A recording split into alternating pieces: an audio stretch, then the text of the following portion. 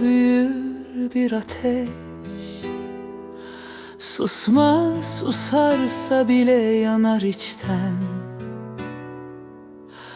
Duvarlar bilir, geceler dinler, adın yazılı halkın dilinde. Demirden rüyalar görürsün yine, gökyüzü dar gelir yüreğine. Bir gün açılır o paslı kilitler, özgürlüktür senin adın. Bir kuş geçer telin ötesinden,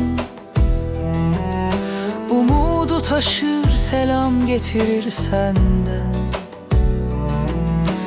Biz buradayız senin izinde, bir gün güneş doğacak yeniden. Demirden rüyalar görürsün yine, gökyüzü dar gelir yüreğine.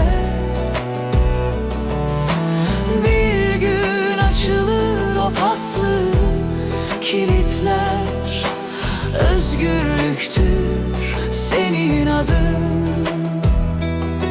Yıllar geçse de sönmez o sevda, yürekler döver zincirleri sabırla.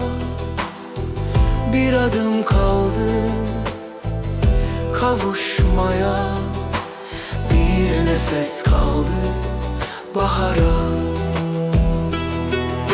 Demirden rüyalar görürsün yine, gökyüzü dar gelir yüreğine. Bir gün açılır o paslı kilitler, özgürlüktür senin adın.